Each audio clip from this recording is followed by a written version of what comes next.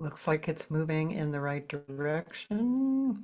It was being sent to a third party. Preparing to live stream the meeting.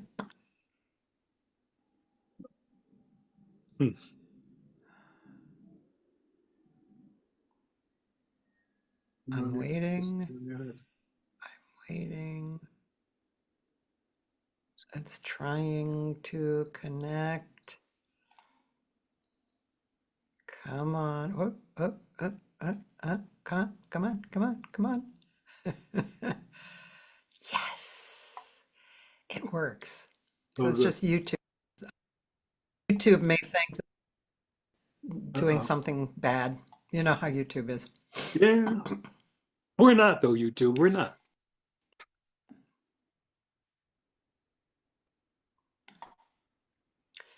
This is going slow, but you know. Okay.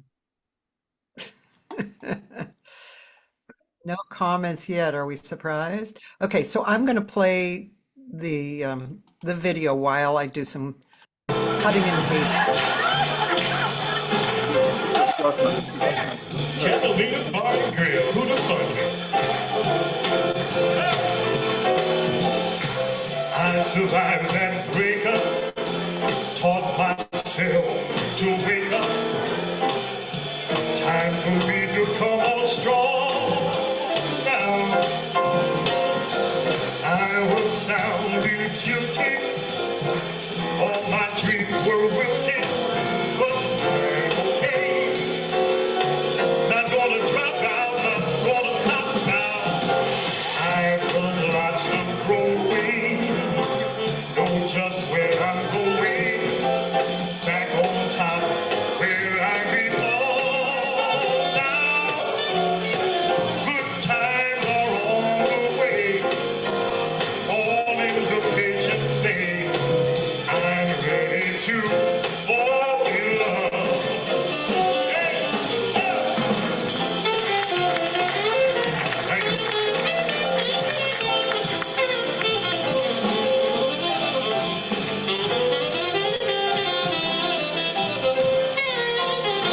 I survived.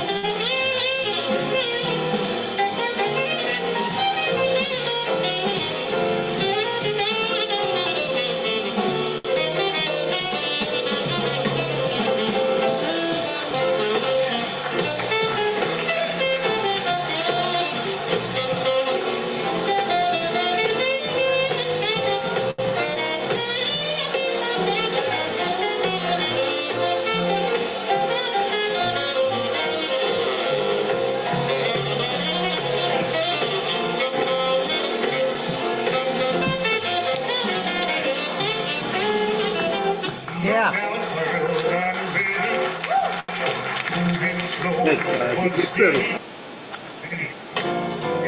The old band. Yeah. Oh, we're talking, bro.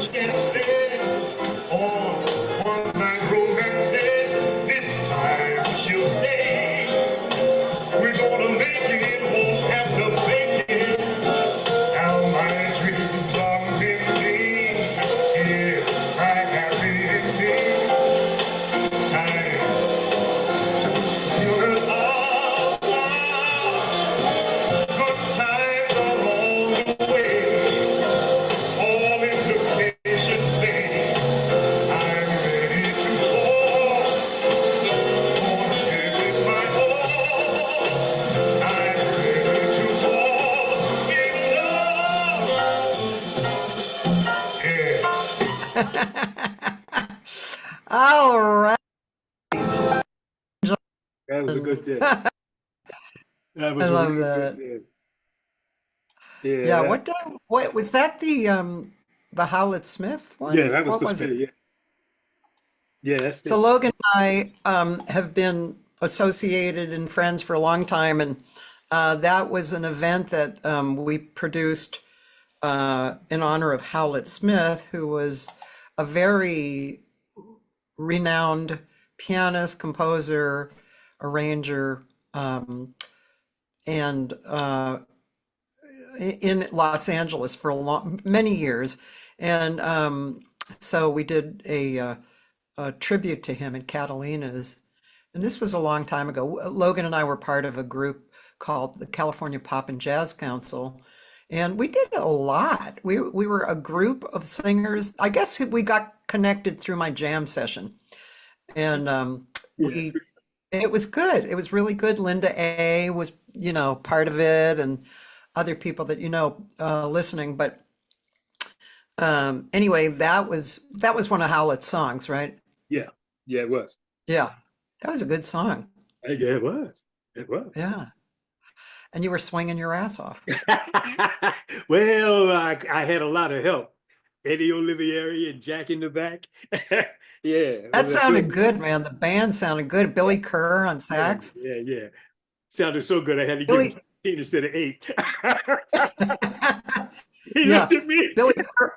Yeah. He didn't miss a beat, though. He didn't miss a beat. No, He did no, not Billy miss a beat. Kerr. Yeah, because he looked at me at 8, like, "Are you coming in now?" And I said, "No, it's for you." And he said, "Okay." Oh, it was beautiful. It was beautiful. Billy Kerr was, I used to joke that he was the least paid member of the jam session because I didn't pay him because Yeah, he was just coming. yeah, But he enjoyed it because of all the singers' keys, yeah, especially, all the yeah, different keys. And it just, yeah. And you know, Hey, oh man, yeah, it he's was a challenge. so good. Yeah, he sounded great. I don't know if you know this, but I recorded the band and with Billy Kerr's arrangements, Hmm. and I never finished it. I still have it, and it's on my mind. I want to actually finish this project sometime. It's the jam band Right. with different arrangements and stuff. And Okay. yeah, but it's just sitting there, Yeah, waiting he to was be so done. mellow too, so easy to get along with. Everybody was cool. With Yeah, California that was. Pop and Jazz Council, I did not realize what a galvanator Deanie Clark was. He was so quiet and so unassuming, but everything flowed through him. Deanie was Deanie was incredible. Every time I had a show, I Yeah. had to go through I, Deanie to tune up first. Priscilla's here. Hi, That Priscilla. that crazy Puerto Rican. She's And good picture. Mimi Mayer too. Hi Mimi. Love Deanie Clark. Yes, she loved Deanie Clark. Charlotte Pope's here. Hey, Hi. Charlotte, how are you? She's a melodist. She's a What? Oh, I know. such Gorgeous. an instrument.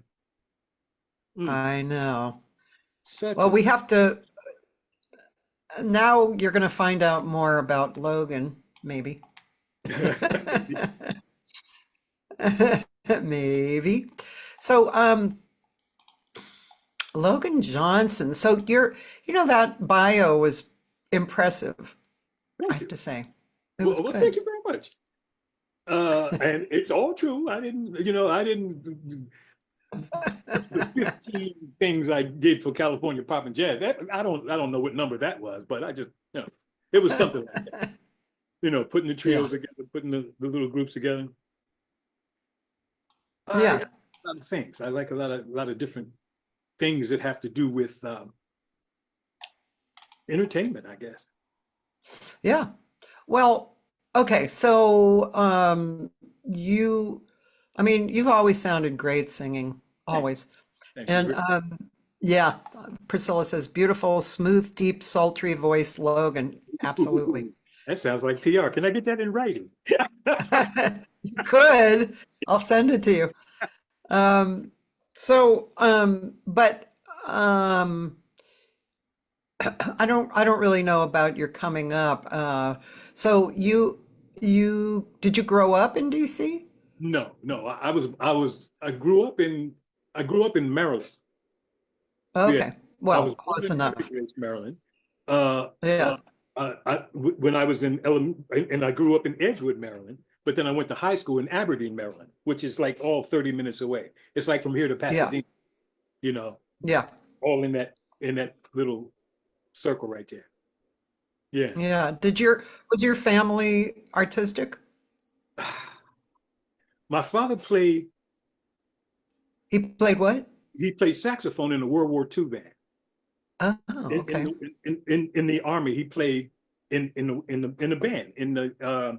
I don't know what band that was, but whatever Yeah. band he played in that. So he had those kind of skills. But when I was about, I don't know, 5, 6, 7, something like that, I watched him give his horns away, Oh, because and he took care of his family for the duration, yeah, yeah, so I I wasn't sure how that affected me until I had took another look at it. yeah. It was like you couldn't have family and Both. music. You couldn't have both. And he made a choice because of the time, I imagine, because of and I think that's always affected how I don't make money at what I love. So I have to cure that. That's what my next iteration is going to be. Yeah. Yeah. That's interesting. That's an interesting point of view. I had a similar, well, it wasn't exactly the same, but my dad was a sax player Mhm. and had a big band and all my Right. life. And I used to help him put his book to get back together after the weekend gig, and I would see him. My real memory of him is writing checks to everybody, That's cool. Right? and but he had another other gigs, like 9 to 5 gigs, Yeah. but he never gave up his music too. Yeah. But he never made a huge amount of money, but he made money, but and he took responsibility, and maybe that was part of what I got too. It's like I Yeah. don't really care about making big money, although I'm not against it. But Yeah. Yeah. but most of what makes me feel good is just continuing to do music and Yeah. getting compensated and taking care of business and stuff. Well, before we go off into what I do and am, your noontime hangs. I think you're at what, 300 now? 500? It's going to be 530? six. Nope, it's going to be 600 December 30th. 600. That's great. You're you're 597. 597. That's pretty good. That's pretty good. That's Yeah. pretty good. No, that's what I mean about commitment. You found something you love and stayed with it. Yeah. That's great. That's great. Okay. Well, it's so good because I get to, I mean, first of all, my friends like we've been friends a long time, but in 2 hours, I actually get to know more than I did before. And then, other people I just meet, which of course, getting Yeah. to know them too. Roland is here, Roland Ascarones, and Mary Bogue too. All right. Hello, Roland. Hello, Mary. I can't see you on the side, but good. Good. So, okay, so anyway, that's interesting. I never thought about that, but now that you say that, it really rings true in me Mhm. that that's something that I think I soaked in from my dad. I mean, I knew a lot of stuff I soaked in, but I never thought about, the way of operating in life as far as the music went. Yeah. So it's interesting, Logan. Yeah. That coupled with having a giant allergic reaction to the music business, the business of music, Yeah. how you give somebody all of your life basically, and they give you back a portion of it. And then when they're finished with you, they just chuck you off to the side and come in and find somebody else. I live 3 blocks from Capitol Records. So I see that Capitol Tower all the time. So when I drive Yeah. by there, there's pictures of Nat King Cole talking about the house that Nat built. But Yeah, then when yeah. I ask the people to go in and out of there all the time, how much jazz you got going on in there? It's not a whole lot, Yeah. Yeah. But it's changed now. I don't want to sound like a sour thing here, because the sister just won this Grammy for doing straight ahead jazz. Was it What's her- Yeah, Samara? Samara Joy. That made me really happy. That made me really, really happy. Yeah. Yeah. Yeah, she really hit the world with like, who is this? Yeah. Yeah. And she was, that was straight ahead stuff. Uh-huh. Yeah. Yeah. Yeah. Yeah. It's beautiful. Charlotte Pope. Um, Charlie Pope. Yeah, that's right. Um, yeah. Yeah. So, okay, so I'm just curious about your youth for a minute.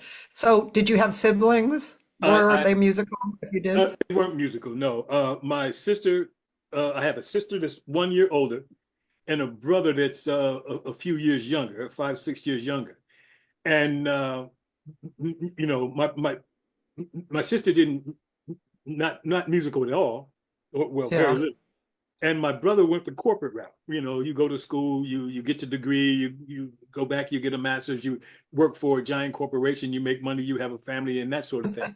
So I was always the Yeah. odd one out. You know, Yeah. I I loved what I did, and I just did it. And Yeah. they took the more traditional route, let's say. Yeah. Yeah. Yeah. My sisters did too, although they were musical. Uh-huh. Yeah. I had twin sisters who were 4 years older than me. We Yeah. grew up singing together, and one played piano, Yeah.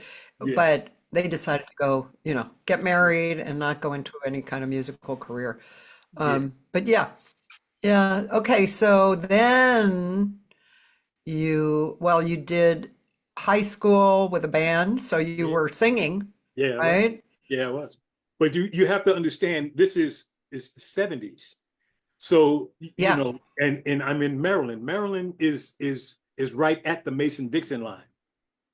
yeah, yeah, For those that don't understand what that means, there's still a giant racial thing. You know, 15 miles yeah. north of where I was, the Klan still marched. So Really? yeah, yeah, Wow. yeah. I went to high school with people whose parents were in the Klan. You know, they were still Oh friends of mine. God.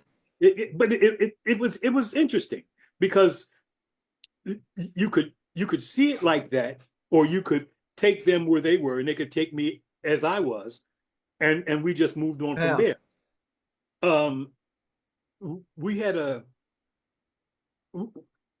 yeah, okay. Well, it was a 9-piece band. It was a 9-piece band with 3 horns, right? Piano, Yep. bass, drums, 3 horns, and yeah, like that. And it was called the Dawn of Creation.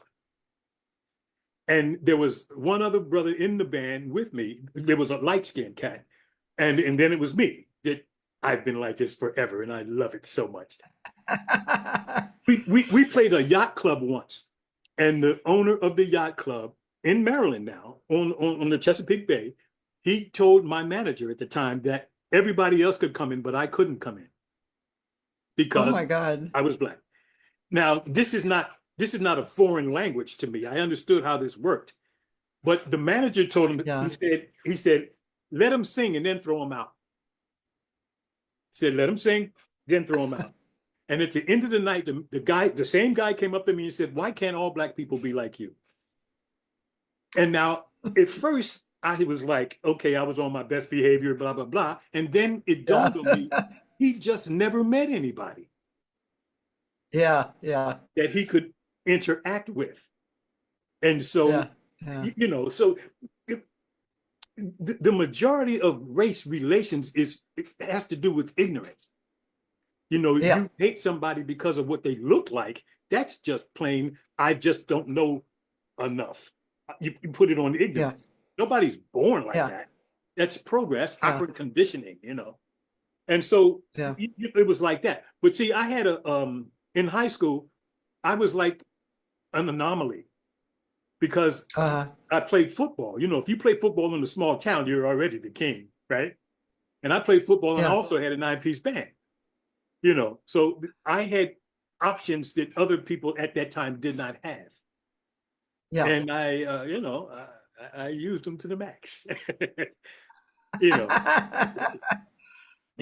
Playing Yeah, that's pretty cool. Teen Town. It was little dances that the high school kids could come to. Yeah. Race relations was so interesting at that particular point in time that I brought the band to the high school. And we put the freshmen with the seniors and the sophomores with the juniors, and we had 2 concerts in the gym just to let the people see that people of different races can interact with each other. Now, the majority of the band did not live in the town in Aberdeen, but they kind of got that message. It was an interesting time. It was an interesting time. That's cool. You know, this, I don't know if you've ever talked to Alan Walker about Yeah. this stuff, but he had similar kinds of experiences. Yeah. Yeah. And he didn't really like, it sounds like you have this point of view too, or you did. Um, he didn't really worry about it so much. He was in a mixed band and Right. he had these experiences and he didn't really think about it all that much. It wasn't like, you know, it wasn't in the forefront of his mind. He was just doing his thing. He was enjoying it. It was happening. This kind of reminds me of reading Betty LaVette's book. Mhm. You know Betty LaVette? No. Okay, so Betty LaVette is probably around late 70s or 80. Yeah. She was one of the singers in the early kind of Motown days. Yeah. She had, Okay. she Yeah. never got super famous, but Yeah. she had a lot of, I mean, she did a lot of work. But in her book, she said, yeah, I slept with everybody who, said they wanted to sleep with me in positions of, that they could do for me. But she said everybody did. That was what was happening. It That wasn't, was- she didn't take it personally. It was like, yeah, it's just what you do, Yeah. And I like that way of thinking. We all have, things that we grew up with that are personal things or things outside of ourselves kind of attacking us. And I like the humanistic thing. It's human problem. Yeah, yes, I'm not saying there's not a black problem, there's not a Jewish problem. I'm not saying that. Right. But I would rather look at it like it's a human problem. Yep. Why can't we all be friends? It's a human problem. Yeah. My experience is you try to be the example that they can look at and say, well, I thought all Yeah. black people were this, and I thought all white people were this. Yeah. And then see an Yeah. example of folks working together, and you have to change your mind, or you definitely have to look at it. You might not change your mind, but you can definitely see that you Yeah. may have been in error in your thinking. Yeah, yeah, I attribute that Yeah. to my parents. People and humanity was how they grew us up. Yeah. Yeah. And yeah, it was cool. I was vice president of the senior class, by the way, which is really strange because I offices, but I was. Well, I can see how that would be because you were probably the same kid as you are like right now, Yeah. very personable and inclusive and in action and fun. And yeah, I can see that. That's cute, man. It was an interesting concept. It was a very interesting thing, and back then you could hitchhike. To go from my Yeah. house to the center of town, I would hitchhike. You go out, you stick Yeah. your thumb out, somebody gives you a ride, you get off, thank you, and boom, you go. I don't Yeah. think I'd try that now. But Yeah. then you could do that. Yeah. Well, some people even then in your area might not have hitchhiked. Yeah. I mean, that yeah. was a little bold of you, in that Yeah, area. coming out of the 60s, moving into the 70s, you could get away with it for a little while. But Right. I remember when I first started going out with Harold. Of course, he was from Houston, yeah. Harold Bennett. But Mhm. I remember him and I sitting together and I was just weeping because of the stories that he told me that he went through. And I was weeping just kind of because of the whole significance of it. Yeah. I mean, he didn't get like beat up, but he got attacked, in a social way that was it just hurt hearing it. It was just, and I me, I'm very positive, right? And when I grew up, I was I might have been somewhat naive, but we had one black family. We had Yeah, one communistic family in my area, yeah, yeah. but they were my friends, Right, you know.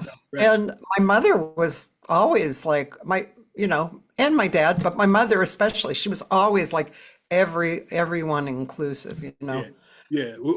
Yeah, When I was, when I was born, basically, I lived in the project, and this was Edgewood, right? And there was a road, yeah, Trimble Road, and on one side of the street was white folks, and on the other side of the street was black folks. And yeah, uh, in the neighborhood where I lived in, everybody, you didn't lock your doors. It wasn't necessary to lock your doors. And I think yeah. somebody broke into our house one time and stole oatmeal because that's what they needed. Oh, You know what I mean? oh, But yeah, yeah, the guys in the neighborhood built a baseball diamond to regulation. So the white cats across the street would come and play baseball with us, you know. uh, And we walked through the woods to get to elementary school. And so I stayed in nature the majority of my life, you know, and yeah, yeah. that's what I love now. But sports and music is where those boundaries can be kind of broken down and dealt with. And I Yeah, got the opportunity to deal with both of them. Yeah, yeah, that's really nice. yeah. Yeah, that's really interesting. Same with Alan and same with Mm. Harold Bennett. Yeah, it was, yeah, um, yeah, it's just, I was you a know, misfit cat, on a darling. different planet, man, we'd all be like, Yeah, helping each other, and artists would be, the government would use artists to reflect what's going on with the people, and then they yeah. just, I have my whole thing, We know what the cure is. We know what the cure is. And I'm saying, I was born in the 50s. I was born in Yeah, 53. And if you had told I me, know, we're the same age. Yeah, if you'd have told me that we're still in the same, you know, place with race, I would be like, what? This is yeah, insane. This is absolutely insane. You know, almost 100 years later, it's insane. 75 years or It's something. truly Yeah, insane. But hey, okay. Yeah, okay. Whatever that is. Oh, anyway, I'm off of that. I'm off of that. Music in a small town was interesting because I was coming through with uh Blood, Sweat, and Tears, Chicago Transit Authority, all that kind of stuff. I yeah, love that stuff to this day. You know, yeah, me too. that was groundbreaking where you mix rock music with horns.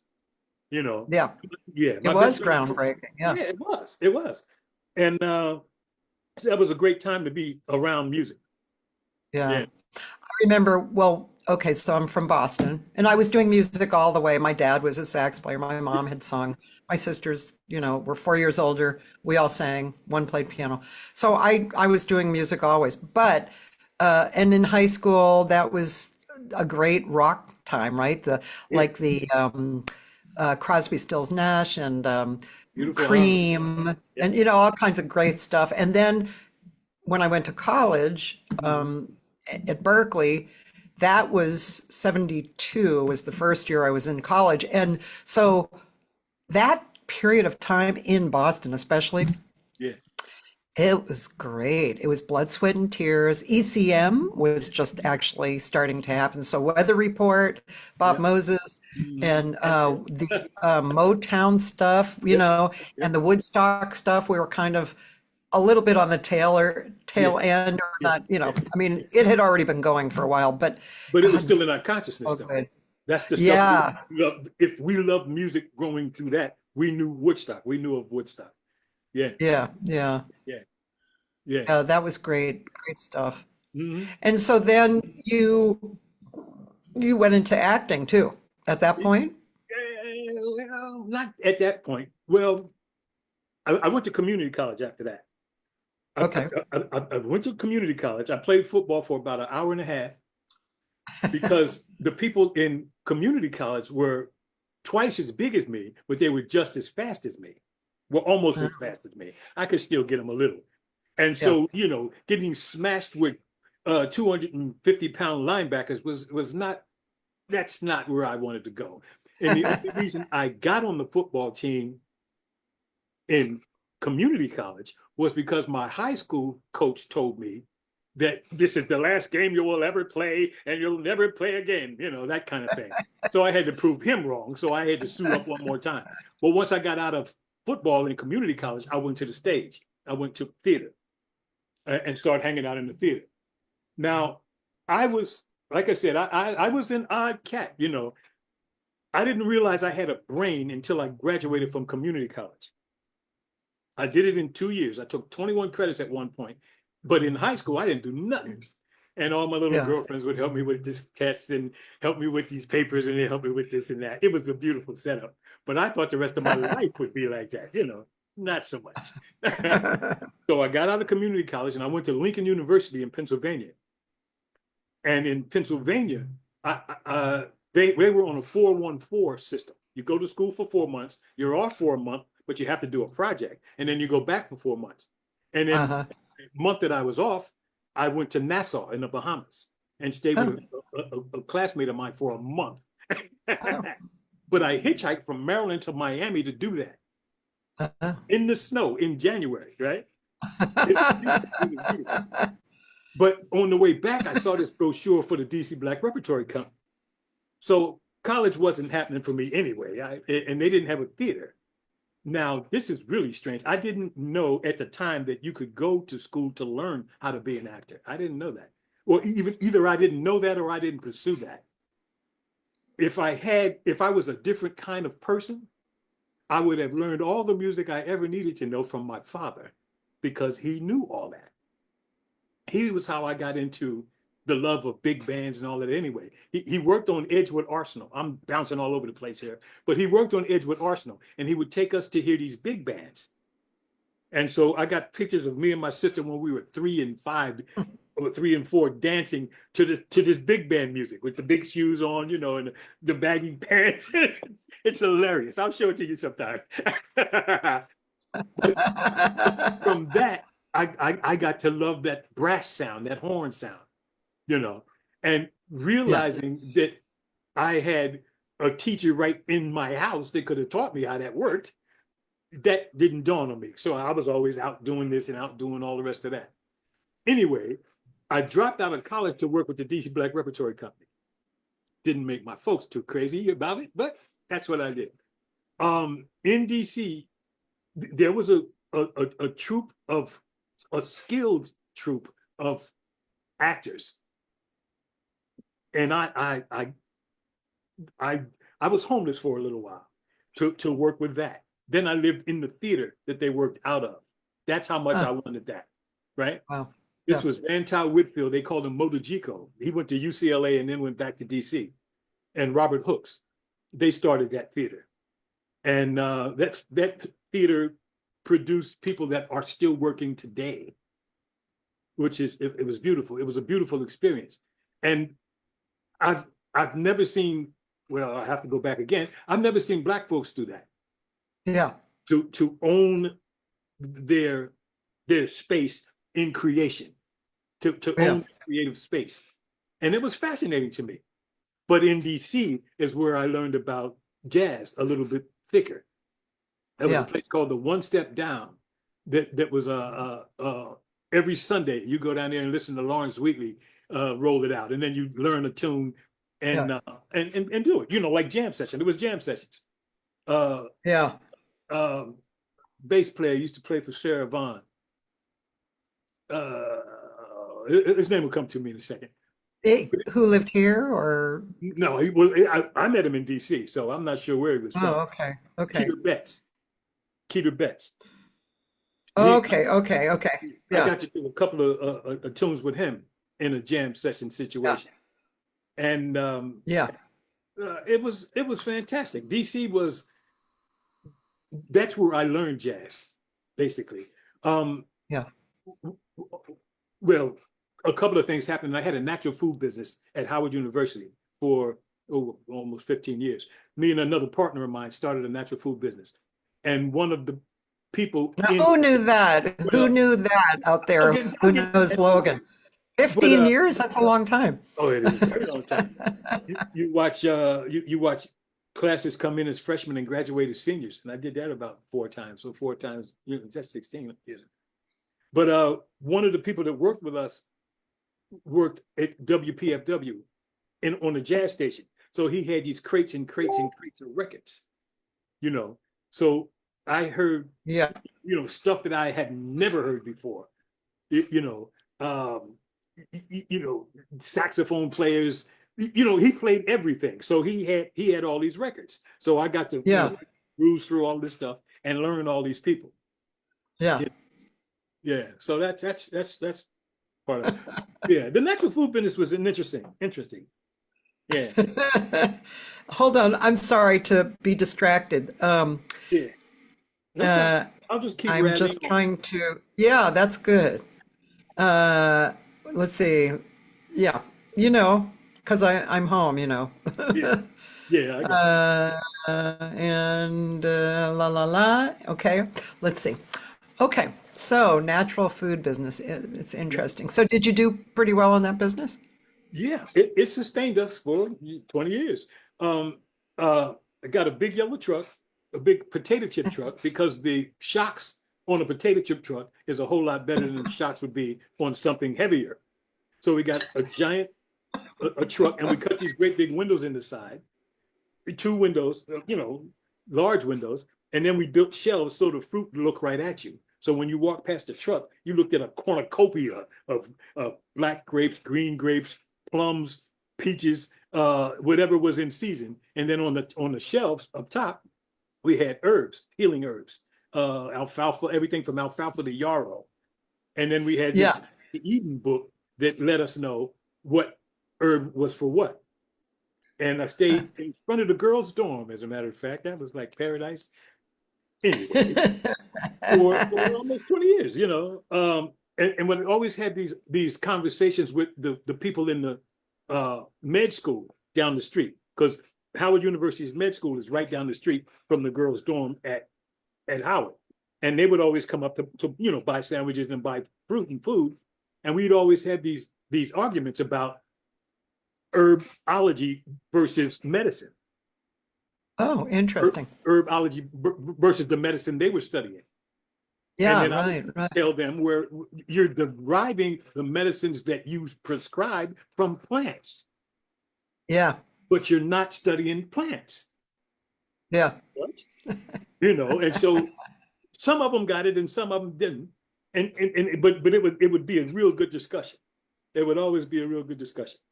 You probably changed some doctors, I hope so. I certainly that was the plan. That was the plan. Yeah. Yeah. And it's interesting about students too, though, because they'd come in as freshmen and they'd be vegetarian because that was the thing, But then as they went on through sophomore, they stayed vegetarian. And by junior year, they were mixing it up again, fish and chicken and back to the real. But by the time they were seniors, they went back to where they came from. And the first time I saw that, I thought that was an anomaly. I thought that was kind of strange. But they had to fit in with the regular world to go out and work, I guess. And all this college stuff was just an experiment. To me, it was a lifestyle. For them, it was an experiment. Yeah, yeah. I've been It's vegetarian for interesting. 50 years, I think. Yeah, 50 Yeah. years. Yeah, it's interesting. It's interesting. Yeah. So that was through your university time or not? No, I didn't know that. That you had that. No. I mean, I'm sorry, during those years that, because so you went to junior college, then you dropped out, then you Then I you went to got Lincoln and into, dropped out. I finished and community you college. were, I finished community college, and then oh, from there I went to Lincoln University in Pennsylvania and dropped out of there. but so you were doing theater though, right? You were doing theater at that time? I was doing theater in community college. The theater at Lincoln, they didn't have a theater at Lincoln, so it turned. But then also you were doing this business too at that time. No, I wasn't doing no simultaneously. That the community college, Lincoln University, then the natural food business in DC. But you had begun to act. Yeah, Yeah. Okay. yeah, Yeah. yeah. I had begun to act. and went to DC to do that with the DC Black Repertory Company. Yeah. And then Uh-huh. once they folded, basically, because the town didn't support them as much as need be, then I got into the natural food business. You know, now I in see. my head, I was going to get this natural food business up to a point where we could franchise it. And then I could get back into this acting thing and still have an income. You know, Oh, that was my thinking of it. But it didn't necessarily turn out that way. Yeah. what was the name of it, the company? It was called Body Ecology. Body Ecology. Nice Now, name. Yeah. yeah. A part of it still exists in North Carolina. The founder of it, me and the guy that started it, he passed, but I think his lady took on a brick and mortar kind of thing. Oh, Yeah. So yeah, it was an interesting concept. It was an interesting, it was an interesting thing. Interesting thing. We would eat for 4 days and fast for 3 for, I don't know, 6 months or something like that. A very, very long time. And so between fasting and studying what the body is and does, and then hanging out in Rock Creek Park, because Rock Creek Park was walking distance from where we were. That was my education. yeah. And they had Yes Bookstore there. Yes Bookstore was the consciousness bookstore in DC. So my whole thing existed around teaching people how to eat better and Yeah. be better. And Yeah. Yes Bookstore. Yeah. Do you know that Nolan Shahid Oh yeah. has been eating like that for 50 years or something? And he's still jogging. 4 days on, 3 days off, and he's he's an world award-winning runner. Yeah. No, I honestly believe that contributes to good health. Yeah. Yeah.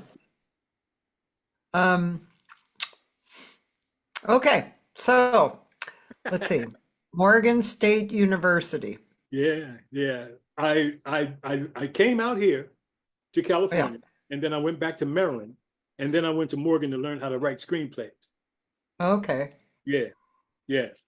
That wasn't. I didn't get a degree from that. I got a degree from the University of the District of Columbia. Yeah, so studying philosophy, as a matter of fact. Now watch this. When was that? I don't see that in the bio. Yeah, that wasn't. You got an artistic bio. You didn't get the academic bio. Yeah, UDC is what it's called, the University of the District of Columbia. Once my son was born, I realized this natural food business was not going to do what I needed it to do. So I went back to school. And my plan was to study philosophy at the University of District of Columbia, then go directly across the street to Howard University Law School. But then when I started doing research on lawyers, I didn't have any respect for how they carry themselves. So I didn't want to be that, Yeah. You have to. I thought law was one thing, and it turned out to be something different. And I know if I'm going to rise to the top of the heap in that profession, that I'm going to have to be as big a liar as they do. I have to win at all costs is what it basically boils down to. And winning at all costs is not my personality. That doesn't jive with who I am. And so I didn't do that. I didn't do that. So I came out here instead. Yep. Oh, I didn't know that you had a family too.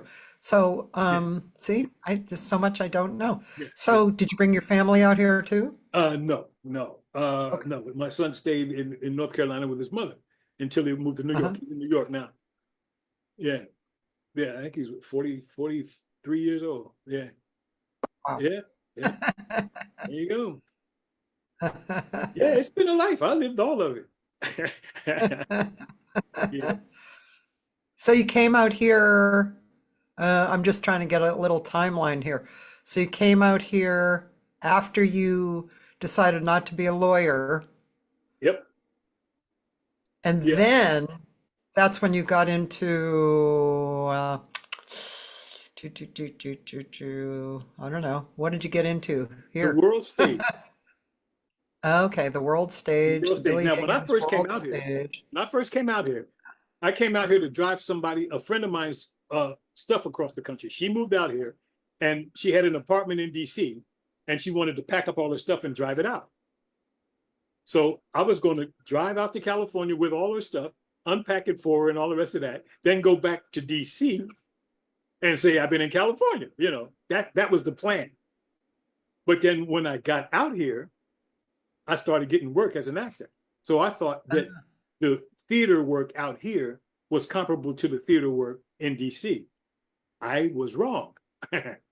You know, the theater work out here is nowhere near what that work was back there. And when I say, I'm not talking about quality, I'm talking about how people approach their work. Uh-huh. There was a girl, we were doing a play, and it was the night before the play went up. Dress rehearsal, the night before the play went up. And she said she could not come to rehearsal the night before the play went up because she'd have bags under her eyes and she had a commercial audition the next day. That was virtually unheard of in DC. You know, if your mama died, you brought that emotion to the character you were playing and you worked with, you worked with it. But to not come to dress rehearsal when the show goes up the next day for any reason that you could, if you couldn't walk, we got it. You couldn't make it. But that you were there. And so, you know, I got disillusioned once again with how that worked. Yeah. Out here, it was, I don't want to rank actors in California because I have seen a quality change since the time I've been here. So, I mean, the quality has gotten so much better. The acting out here is so much better now. And I'm talking about in the small theaters, in the 99 seat houses, all of it. You know, at one time it was just hit the mark and say the line, you know. But that's personal to me. Now Hollywood's going to say, "Oh, you're talking about our actors again," you know. But that's just the, that's what circle I was running in. And then I ran into the world stage with Deanie Clark. Yep. And you. Yeah. Mm-hmm. By the way, Roland wanted to know if you heard about Gypsy Boots. You probably did. Gypsy Boots? Gypsy Boots, yeah. Gypsy Boots, no. He was in LA. He was a naturalist. Gypsy And didn't he have that restaurant on Sunset Boulevard? Yeah, he was famous in that realm. Yeah, I didn't know Dr. Sebi though. Yeah, I did too. Dr. Sebi. Yeah. I think we worked together for Sidno Yeah. with Dr. Sebi. Good. Yeah. Good. Yeah. Yeah, Sidno was, oh man, he had a craft, and he had a gift. Yeah, he was beautiful. For those who don't know, Sidno Garner could take a Charlie Parker lick and write lyrics to it, and then He was sing. so talented. Yeah, it was beautiful. Sidno Garner, beautiful cat. But all of that. I'm gonna look for. I wonder if I have it. I'm going to look for a. Do I see that somewhere? Four Souls. No, I don't know. 4 Souls of Jazz. No, that's not it. Well, I was going to look for these pictures that I had of you guys. Mm-hmm. I would have to. I know I have Four Souls of Jazz somewhere. Four Souls of Jazz. Oh, that's not it. Oh, wrong. Totally wrong picture with the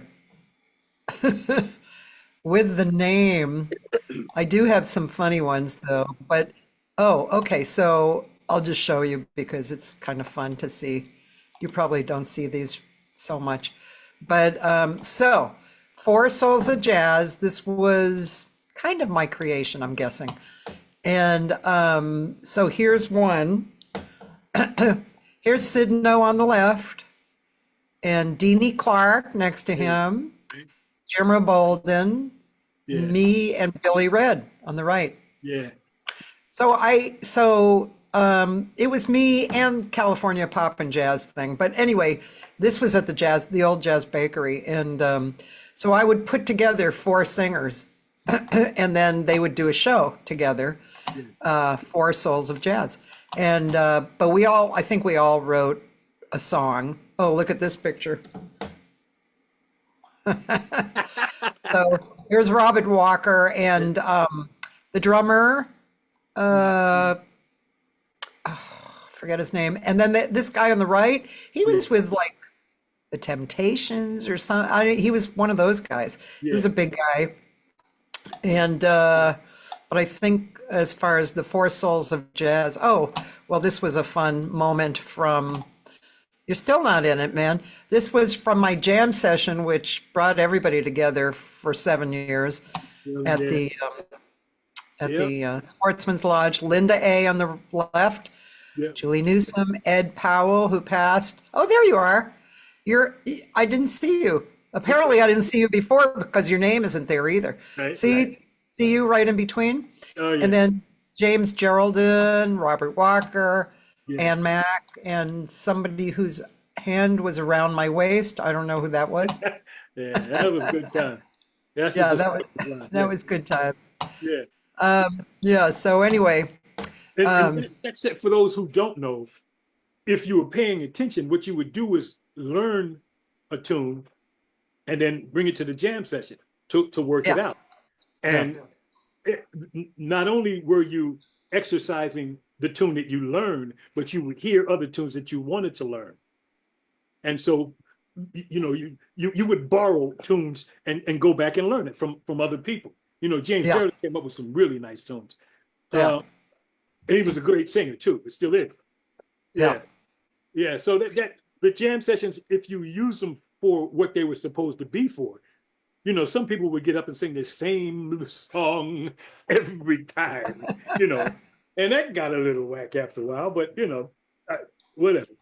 But we had that was a time that there were not a lot of jam sessions. Right. And you had to have your shit together, or you got your shit together on these kind of jam sessions because of the musicians playing, and it was very impromptu, remember?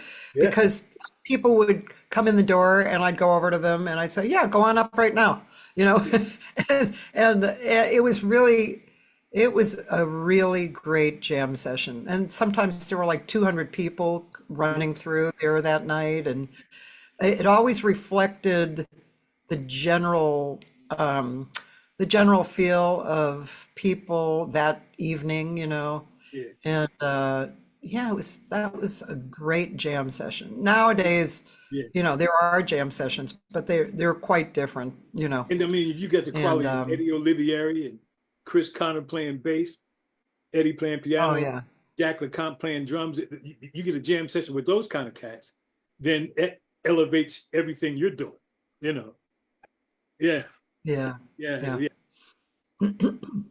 Dave Moscow. If I get a gig tomorrow, Dave Moscow's my first call, and I met him at one of those jam sessions. Yeah. I met Linda through the jam. Priscilla wants to know, are you performing in LA soon? Yes. I don't know when exactly, but soon. There's the Johnny Hartman tribute that I want to put up. For those that don't know, again, Johnny Hartman was a baritone, rich baritone. Johnny Hartman was the only vocalist that John Coltrane recorded with. Yeah. And Clint Eastwood brought him kind of out of obscurity back into the light, into the forefront with Bridges in Madison County. Yeah. He remembered him from Johnny Hartman playing in San Francisco or something years and years ago. And then when he got that movie opportunity, he stuck him in there. I think that's hard. Now, Eastwood was a jazz aficionado himself, and his son plays bass. Yeah. Yeah. So those two worlds mesh pretty well. Yeah, yeah, But yeah, yeah. I do this show on Johnny Hartman where I talk about his life, and then I'll do a tune of now he wasn't writing a lot of tunes, but he did a lot of popular tunes. So Yeah. I get a chance to do a lot of songs because of how he did things. He had a lot of albums. He did a lot of work. He did a Yeah, lot of albums. yeah, a lot of albums.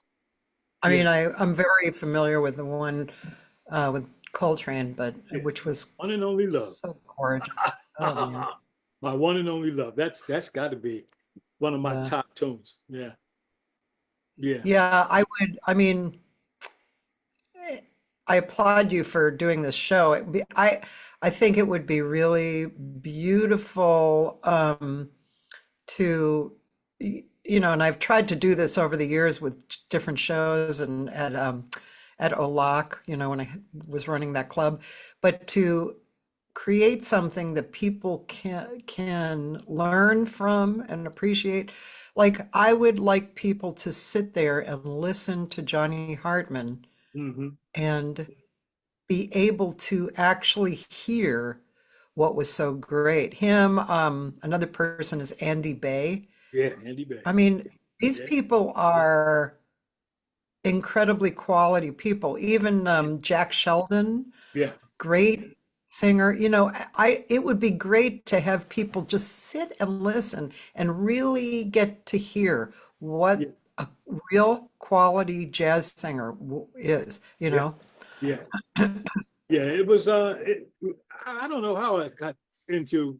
I guess it was off the Coltrane album. Is where I first found out about him, Yeah, and then I started doing research. yeah, That was that philosophy training again. When you do research on stuff, and when I started yeah. researching him, he went to a school in Chicago that a lot of people came out of. I wish I had my book to show you, Yeah. all the people that came out of that school. But there was a guy named Det, I believe his name was DETT, that taught a lot of musicians. And a Huh. lot of musicians are out here under his tutelage. When you got out of that high school, you were ready for Broadway because Oh, that's how oh, Colonel, I think it was a Colonel or something, or they called him Colonel Det or something. But yeah. it's interesting. And I go through all of that inside of the concert, reading the history of Johnny Hartman inside of the show. That's nice. I like Yeah, that. You should do one on Andy Bay, and yeah, especially considering he's still alive. yeah, But yeah, I mean, you probably would do a great one on Andy because, yeah, very unusual sound. yeah. And And the bassist. I like his work. Yeah. I couldn't believe when I first heard them, it hmm was on a Horace Silver record. Uh-huh. Uh-huh. States of Mind, something Universal or something Yeah. States of Mind. Yeah. And Universal. yeah, and I actually have in my book this one song, How Much Does Matter Really Matter, Yeah. that Yeah. they did. But I didn't realize that Andy was a guy from Yeah. that recording. I thought it was just, and it said the Bay Sisters or something. Andy and the And bassist. yeah, but then of course I heard Andy separately, which blew me away. And then after that, I heard the recordings of Andy and his sisters.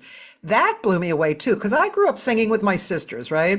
And Right. we would sing together. And I don't know how we decided on phrasing. I'm not sure how we decided on phrasing, Yeah. but it was very obvious that Andy's sisters were doing their phrasing according to his phrasing. Yeah. They were locking in on his phrasing, and he was playing piano, self-taught piano, and himself. And so it's really a different sound, Yeah. Andy and the Bay Sisters. It's Yeah. really cool, very cool sound. Yeah. Yeah. It is. Yeah. Yeah. Yeah. He's one that needs an extended version of. Yeah. During COVID, during the shutdown, the lockdown, basically, I started doing the same thing I did with Johnny Hartman, writing the life and putting tunes to it. I did that for Deanie's best musician, Duke Ellington. Oh, But then once I finished with it, I realized you can't do it in one setting because it's too long. Yeah, yeah. Yeah, Ellington was born in 1899, and in 1965 he was still active. That is a mind-blowing thing, you know? Yeah, yeah. That period of time. Yeah, yeah. Wow. Yeah. That's a long time to be doing something at that level. Yeah, Yeah, and that is a very strong period of time.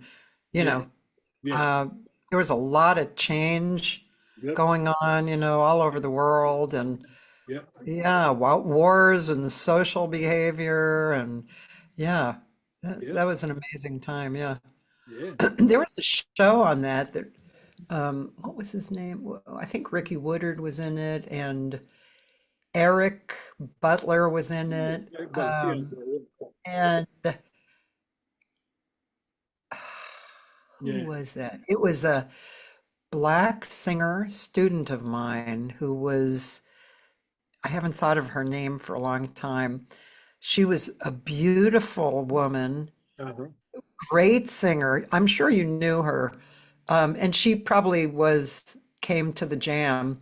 Um, and anyway, she was this like the Dorothy Dandridge or something, Yeah, and it was a really good show.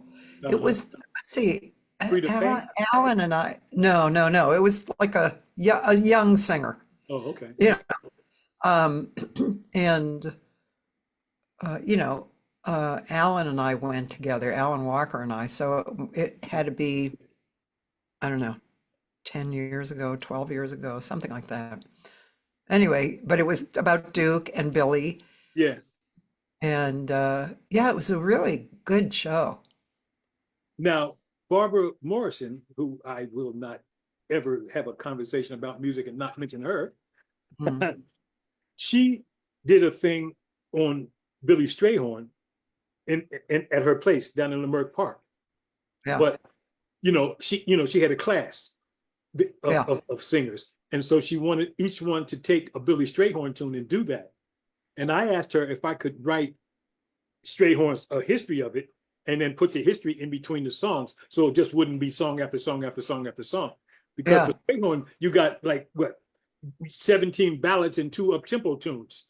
yeah, So you yeah, need something to break it up. So she yeah, said, "Yeah, go for it." So I read his history while the singers got up and did their songs.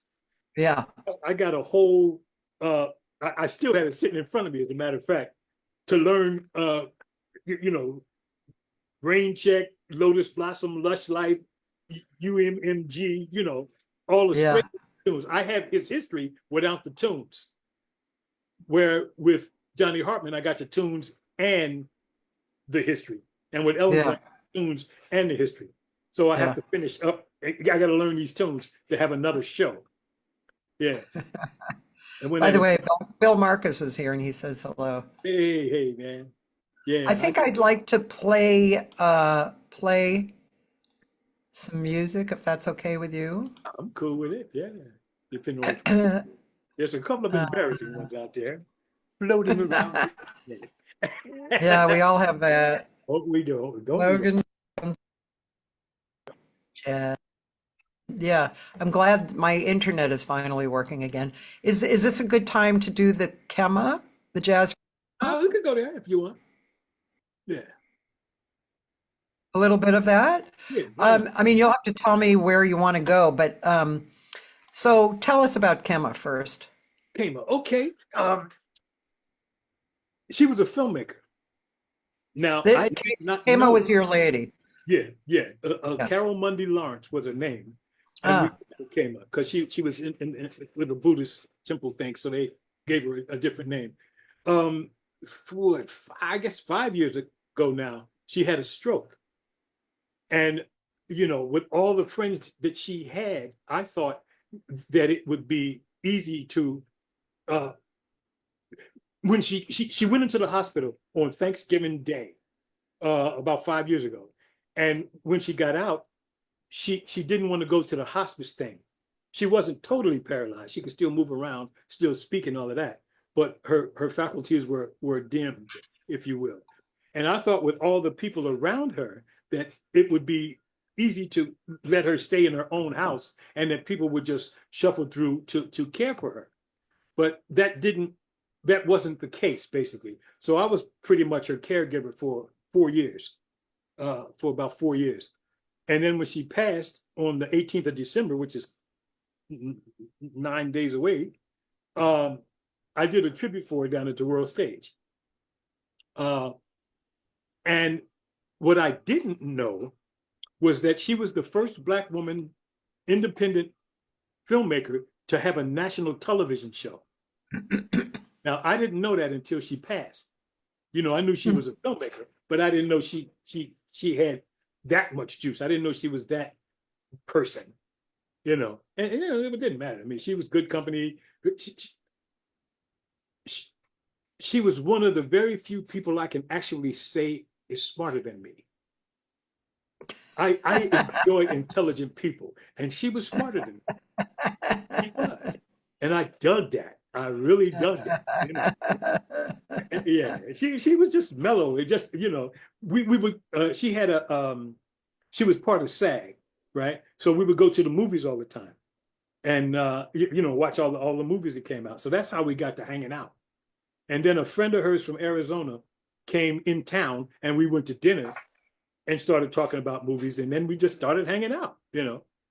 And it was a great time. That was a great time. That was a great time. Okay, well, this, Yeah. I'm going to share this. And then, so you may want to tell me where, well, you know, obviously we're not going to see the whole thing. We're going to see part of it. Yeah. And so, but this is where we're at. Maybe you can, I guess, possibly the beginning. Let's see. We're moving ahead to Yeah, you maybe got to when go. you're singing. Yeah, Mr. O'Neill. All right. Me, that was on me. I bet you by golly. Should we go there or should we go later? Yeah, go Go later. later. Okay.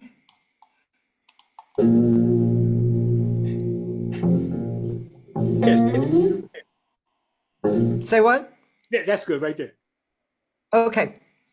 Good. There we go. The picture isn't so good if I make it bigger, but I'll make it bigger.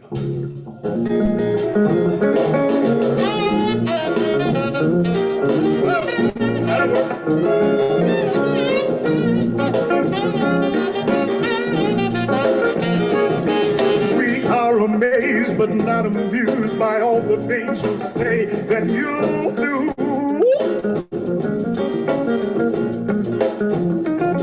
Though much concerned but not involved with decisions that are made by you. But we are sick and tired of hearing your song, telling how you're gonna change right from wrong. Cause if you really wanna hear our views, you haven't done nothing.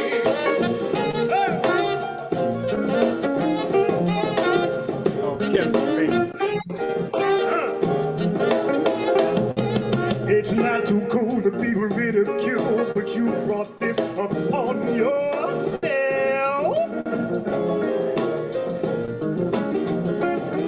The world is tired of pacifying. We want the truth and nothing else. Yeah. But we are sick and tired of hearing your song, telling how you're gonna change right from wrong. Cause if you really wanna hear our views, you haven't done nothing. Sing it, folks, and virtual say, do-do-wah, hey, do-do-wah, Just go to do-do-wah, hey, do-do-wah, do-do-wah, hey, do-do-wah. Here you go. Yeah, you don't have to watch the whole thing. It's all right. I can't wake up Well, to the night. it's fun. That's because Little longer. real life. But we been misled, who knows a person's mind and turn as cold as ice, yeah. Why do you keep making us hear your song? Tell them how you are changing right from wrong. And if you really want to hear our views, you haven't done nothing. Oh! Do the wop. Hey, hey, do the wop. Do the wop. Hey, hey, sing it louder for your people. Hey, do the wop. Hey, hey, do the wop. Do the wop.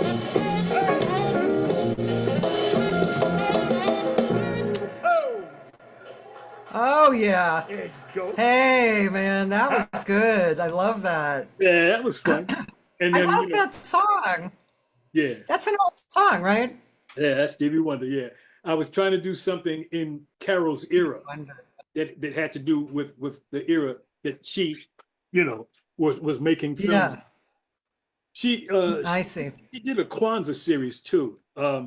She took Uh-huh. African proverbs and then she took the days of Kwanzaa and adapted African proverbs to that day of Kwanzaa in animation, and those are still in circulation. Yeah, Yeah, yeah. yeah, brilliant girl. Oh, Brilliant wow. girl, my baby. That's cool. I love that. Yeah, That was a good band. Who's in that band? Kevin O'Neill on bass. yeah. Kevin O'Neill, uh, um, Philip Wack playing saxophone, um, Charles Lowe piano, Okay. Charles Smalls on guitar, Guitar. Yep. and the drummer. His brother plays bass and he plays drums. I can't remember what his name is. Oh, you mean Don or Don Littleton? Littleton. Yeah. Don Littleton, Yeah. please forgive me, brother. I'm so sorry about that. Don Littleton. Yeah. Don, thank you, Cathy. Woo, that was, to not come up with that, I'd have never heard the end of it. No, Don Littleton on drums. It was cool. Yeah, yeah. And then Kevin wrote the arrangements and, like that. Nobody on that stage knew what the gig was. They came to play a gig, but they didn't know it was going to be that much reading and stopping and going into tunes like that. Yeah. Kevin O'Neill helped me weave that together. Yeah. And I appreciate him for that. But yeah, that's how that went. And then Dwight was gracious enough to allow it to happen in the space. And it's still on YouTube, by the way. I might as well get the shout out. It's still on YouTube. If you look up Jazz for Khema, Khema, then you can see the whole hour and 10 minutes worth of it. Cool. And get a history of what she was as a filmmaker. Yeah. Cool. Yeah. Very cool. Yeah. Yeah. Yeah. That was a good day. That was a real good day. Yeah. Working with Kevin is good too. Always. He's such a good artist. He is such a good artist. Yeah. Character, but he's a good artist. Yeah. He really is. Yeah. Yeah. I interviewed him a while back. Yeah. He's I saw that. a really interesting person. Mm-hmm. So, okay, so back to your life. Right. Right. So, let's see, I'm looking at your bio here. Screenplays, poetry. Mm-hmm. Yeah, you did Era, that screenplay, once, right? Or more? Twice. I Era. think we did it for the American Twice. Red Cross with James Gerald and Linda A. And a couple other folks. And Era is, I took jazz between 20s and the 30s, and then the headlines of that time, and weaved the two of those together. So you got the headlines of the time, and then you got the songs that were written in that same era, and that's where the title came from. And all of that came about because of Robert Walker. Me, Robert Walker, and we used to hang out. Robert Walker would be infamous for saying, "Oh man, I got something to tell you, but I can't tell you right now." Yeah, he would say that all the damn time. I hated that. Oh God, he was a character. He was a character. But that's what he would do. I got something to tell you, man, but I can't tell you right now. So we were talking about writing something or putting something together like that, right? So Yeah. I got tired of him saying, "I got something to tell you, but I can't tell you right now." So I wrote it. I just went ahead and wrote it. Yeah, yeah. So you laughing because you know. I That's what know he- him. Yeah, yeah. But he was a great artist. He But was. he Yeah. But we didn't know, but he was a liar because he would he talked about stuff that he was involved with right. that he wasn't happening, probably because he said that, I got to tell you something, but I can't tell you right now. But see, that goes back to, back in the day with you take the best and leave the rest. Yeah. You take the best and leave the rest. I'm not sure California Jazz and Pop Council would have existed if he hadn't have been the cat he was. Right? I mean, he came. He with was an definitely idea. involved. Yeah. He came with an idea, and then you make that idea. He had to give it to somebody that could make it work because he couldn't make it work. Yeah. But Yeah. that's what you do. You take the best and leave the rest. Art Anthony, him, and Art Anthony used to hang out. And I was drinking Yeah. then, so we would, go to the pubs and kick back a few and kick ideas around. But he never Yeah. wanted to work on it. Yeah. I like to take an idea and work it to its completion. And Yeah.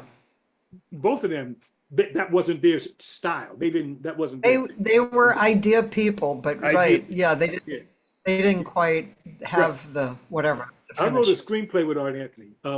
He brought me this idea that said, what would happen if Edward G. Robinson popped out of a 1936 movie?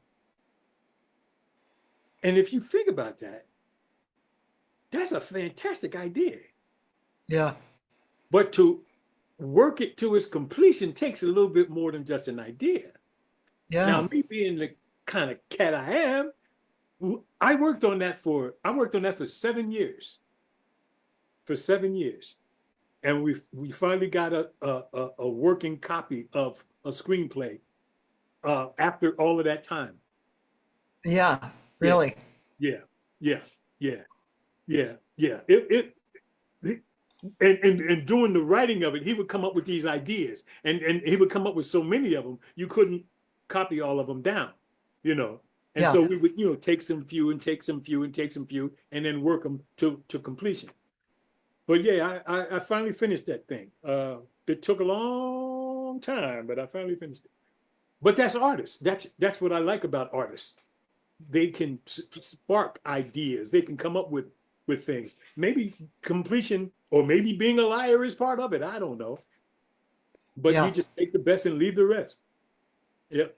I remember Robert used to sing a song that generally, it was a classic song, but it had become corny because, I don't know, the wrong people sang it, or, it was over and over and over again. But damn, he sang that song good. I can't remember. It was like it was one of those classic songs like Who Can I Turn To, or something, that kind of classic song. Right. But What was this? yeah, I can't remember. I wonder if Linda would remember that. He did the greatest job on that song. It made me want to sing it. It was Yeah. beautiful. But that's the point, But he would be one of them cats that would go to the jam session and sing that song. Yeah. Yeah. Artie would be the same. He would do the same. Yeah. Sing the same one. You get stuck in that pocket, and that's where you want to live. Yeah. What was this song? But Art did make that. He did make that jam session back where he lived. In the valley. Yeah, Remember he did. that? Built that stage Yeah. at the back of his house. Yeah. Yeah. Yeah. Yeah. So that It was was- something he did to Robert's song was completion. Route 66, wasn't it? Say that again. Route 66, wasn't that Robert's tune? That's the one he was calling last name? Well, that's not the one I was thinking of, but Yeah. yeah, no, it was more like a "Who Can I Turn To" kind of a song. It was, Yeah. but it was not. It was like it was kind of like how Misty has become, you know, like, oh God, somebody's singing Misty. You know, it was that kind of a song, but it was like a who can I turn to? Like when he sang it, it was like, oh my God, you know, it was really Yeah. powerful. Yeah. I never told you this because why would I? But somehow I ended up with a suit in a suit bag of Robert Walker's. Really? I don't know how I ended up. Maybe I don't know, maybe I was taking him somewhere and whatever, it was left over and then, you know, and then he died and, you know, and I was like, I have Robert's suit. Yeah, right. Yeah, he was a character, all right. He was, he was interesting. He did know a lot of people, you know, from over the years and the career. Yeah. But yeah, he was, I I remember love James Jordan Robert. tried to look him up and he was real disappointed about how he never showed up. Well, a lot of people are like that. Harold Bennett was kind of interesting. However, what I discovered over the last year was that Hubert Laws went to school with Harold. Oh, really? Yeah, in Houston. And when Hubert found out that you know, Harold was my boyfriend, he was he was very intrigued and he wanted to know more. In fact, I just saw him at a party and I came home and sent all the stuff that I had on Harold over. Yeah, I mean, Harold and Robert, you know, they were of a certain period of time and they had their definite ideas about how you act, you know. It was Right. a little macho, it was a little actor, musician, and you know, it was Yeah. interesting. Yeah, this is the word I think you're searching for. A little What's the word? chauvinistic. What? Chauvinistic. Yeah, definitely a little chauvinistic. Yeah. It had all these little elements. I remember when Harold was leading a band, Mhm. he wouldn't, he, he had these expectations of the musicians, Right. and if they didn't fill them, Right. he wouldn't talk to them about it. And he was kind of not a fun leader. I He got wasn't nice. Yeah. I talked to him about that. You know, I said, why do you act like that as a leader? Who Yeah. wants to work with for a leader Yeah. like that? I don't care. That's how Yeah. you know, it's like, okay, whatever. Different Yeah. styles. Yeah. Yeah. Different styles. People will characters, you know, the whole character of a cat. I've been Yeah. recording with Chris Connor, Yeah. and you know, Chris could get irascible at times as well, He but was a grumpy man. he could play. He knew Yeah. his music, you know. Yeah. Yeah, I got a four song CD that we Yeah. recorded. Mhm. Me, Eddie Olivieri, uh, um, Chris was on Jack bass, LaCon. and Jack LaCon. Yeah. And it's four nice little tunes. It's nice little tunes. Yeah. And we did it at the bakery one night or something, and the arrangement didn't go his way or something, so he went into his thing. But he was a near genius level on what he knew about music. You He know? was a great bass Yeah, Yeah. he was. He was an excellent bass player, great bass player. Yeah. player. And again, all of that came out of your jam sessions. Yeah. You Yeah. know? So Yeah. again, thank you for all of that. That jam was a milestone, Yeah. you It know, was. in Los Angeles. Yeah, it was really good. Yeah. And the first 7 years were the best. That Yeah. was at the Sportsman's Lodge. Yeah. After that, I didn't really like it because it became a mediocre singer jam. And Yeah. I stood that as long as I could. And then I was like, I can't do this anymore. I missed a It's beat. too Now that we're hard. heart-to-heart conversations here. You asked me to hook up with a cat over at USC to start a jam session over there. And I didn't do it. I really wish I had. You know? Yeah. I really wish I had, because then I would have had some musicians to do the stuff that I needed to do. You Yeah.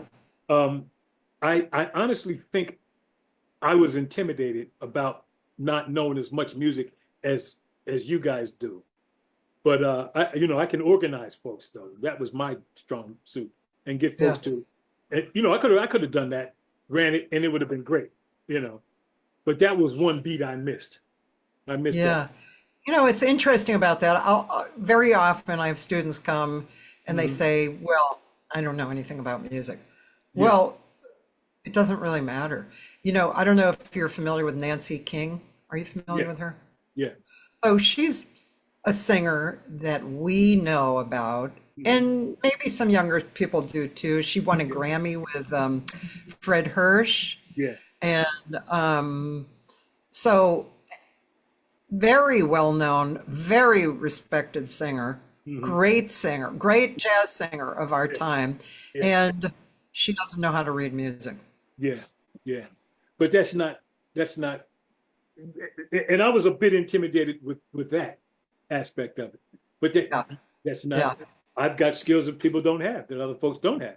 So that's how that works, you know. yeah, yeah. Yeah, yeah, yeah. Do you know what's her Well, name? Taryn Tay? do I know what? Is her name Taryn? Taryn Tay? Taryn Ray, Taryn Ray. Taryn Ray. And her the husband young on, woman. She's, she has a oh big, yeah, Zach. Yeah, yeah. You know what? I think you and I talked about that. I was supposed to go to the Baked Potato and see her big band, and I didn't get there. I did. Um, yeah, I yeah. did. I think you and I spoke about that. I saw her the other night at a party, Yeah, and her husband came over here and played with me, and yeah, yeah, I love his playing. He's a yeah. great guitar player. I love that whole unit. That I Yeah, wrote a review on that concert, as a matter of fact. I'll show it to you. I'll send it to you. Yeah, I yeah. wrote a review on the concert at the Jazz Bakery. At the Baked Potato. The baked potato, I mean, baked potato. Yeah, Now, she's got a big band in the baked potato, but she yeah, didn't blow the roof off the place. yeah, You know what I mean? And if you have that much instrumentality in a small setting like the baked potato, it's got to be loud and almost hard to listen to, but not yeah, the case. That was not the case. I was yeah, like way impressed, and yeah, I'm old, so I'm not easily impressed, but I was thoroughly impressed with that. yeah, Yep, thoroughly impressed with that. And she's got a little Asian yeah. lady that plays keyboards, right? And we had a conversation, a real nice conversation. And she's teaching children music in China. And I'm Huh. like, oh man, that's that's that's great. That's great. Yeah, You don't just take what you have and keep it. You take what you have and share it. You know, yeah, yeah, yeah, yeah. yeah. I'd still like to do some work with her. What I'd like to do is take the Kama project, the one that we just saw a piece of, and have Taryn Ray do the music for it. Because Kama had a different set of friends. You know, she had Danny Glover as friends, and you know, big cats now that are you know, the guy that does that directs Dave Chappelle's stand-ups. Those are her friends, you know, and they started in Boston. In Boston, as a matter of fact, is where she started learning how to do television. And so to do another thing, but she wouldn't want me to mention those people in her tribute unless I talked to those people. She was one of those kind of folks. So in honor of that, I didn't mention those things. So the if you, I don't know if you watched all of it, but there was a lot of stuff I had to leave out because she wouldn't have been she wouldn't have been happy with me mentioning them without talking to them first, you know. And so you know, I honored it. I honored it. I honored it. Yeah. It sounds like a grant thing to me. Yeah. You could Yeah. get a grant to do that. Yeah. Yeah. The bread's got to come from somewhere. I'm still paying the cat back from the first one. Yeah, but that's how it is. I did not want to not do it though. So I Yeah, was going to go into debt to make this happen. And yeah, I needed a line too. You know, when somebody passes and and you know you cared about them, not only do you care about them, but you walk in on them, you know, I was bringing food that day.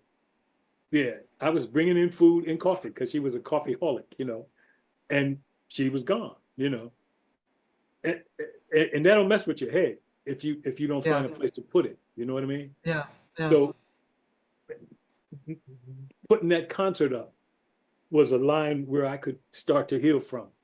Yeah. I'm sure if I hadn't have put it up, I would have been a whole lot worse off. And we're talking a year now, you know? Yeah. Yeah, yeah. Yeah. But we're all here just for a very small period of time, and then we're done, you know? So it's what can you get done while you're here? Yeah. Yeah. All right. What else you want to talk about? That's like, Yeah.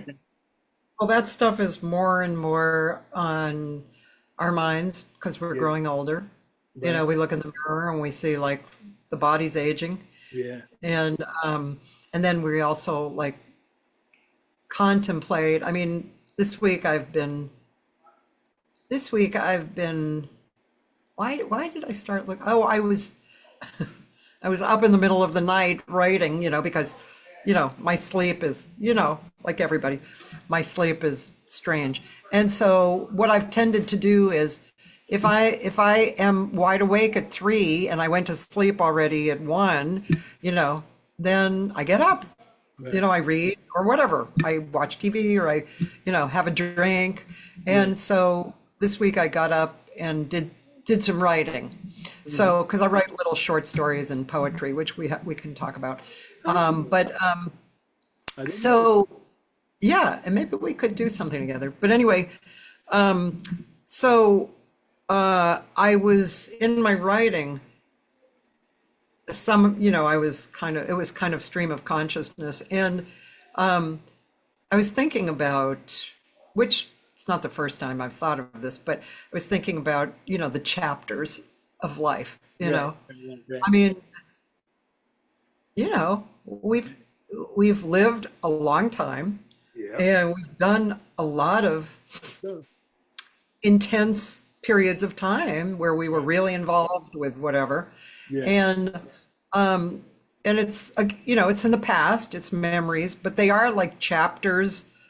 They're chapters, you know, it was a little bit like another lifetime, but it was me in there. Yeah. And so, but I mean, and then I thought, well, even yesterday is a chapter because I can't you know, I'm not in yesterday. I'm here right now. Right. And but I would love to do a show on something like that too.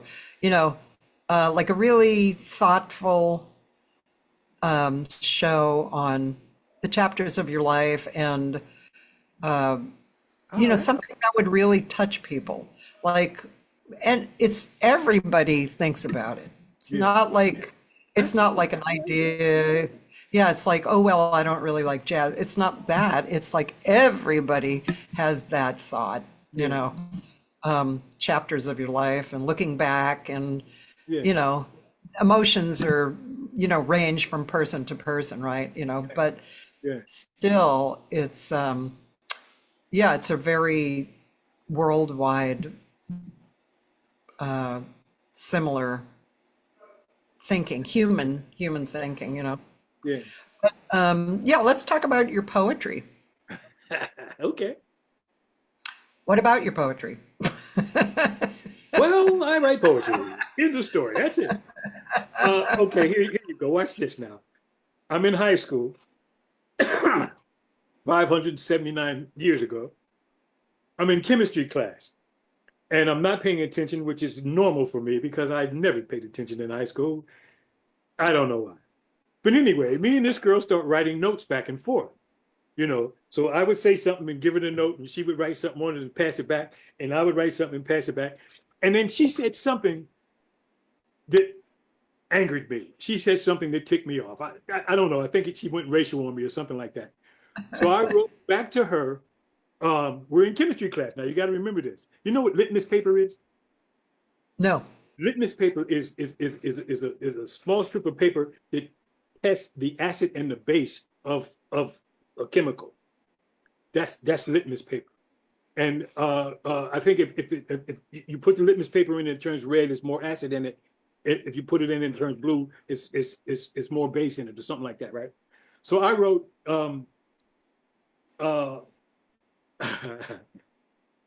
your face is just like sandstone. I worry about your fate. Bad luck just seems to cling to you like ugly on an ape. Your tonsils are like acid. Your breath is just like acid. Your tonsils must be dead, because one good blow of that old breath could turn blue litmus red. Now, why I Wow. remember that stupid song, I have no idea. But that was fun. That was fun. Poetry, like little sketches of you try to take this much big stuff and put it down to here.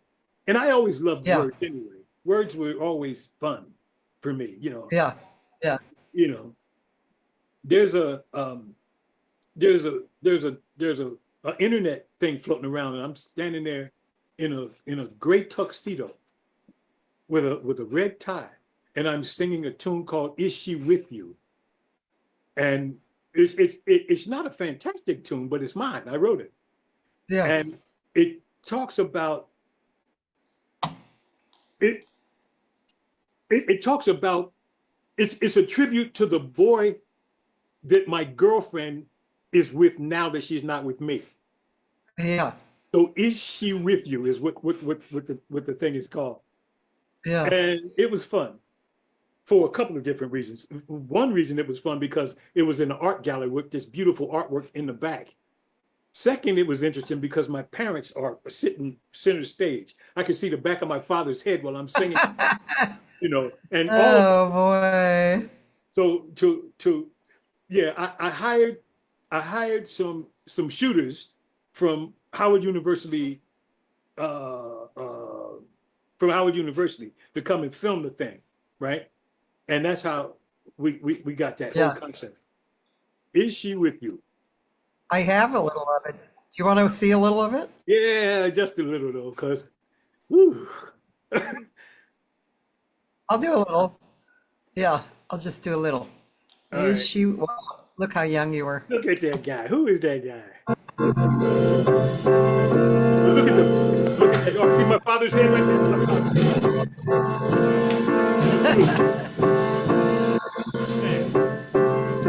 Is she with you this very moment? That's Pepe Gonzalez. If I call you, would she answer the phone? Is she with you this very moment? If she's with you, you've got love of your own. Oh man. Is the room set soft light and candles? Is the music real low and the wine on the chill? Talk to her gently, so soft and easy. If she's with you, you've got a love of your own. She is not an easy lady. She is no easy prey. She's not an easy lady. She'll be yours at night, but hers in the day.